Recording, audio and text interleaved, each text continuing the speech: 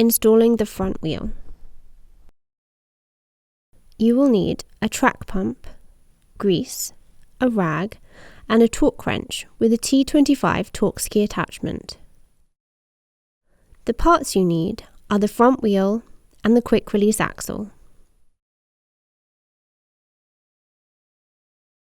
Remove the quick release axle from the wheel, then place the wheel rotor side up and using a torque wrench and T25 torque ski attachment, check the tightness of the rotor bolts. They should be 4 to 6 Newton meters. Fully grease the axle and place it back through the hub with the lever on the opposite side to the rotor.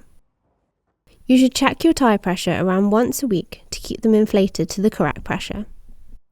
Place the wheel in the fork as high up as it will go, and tighten the quick release cap nut with the lever open. Then close the lever. The lever should leave an imprint on your palm. If not, it's too loose. And if you can't close the lever, then loosen the cap nut slightly. Wipe away any grease with your rag.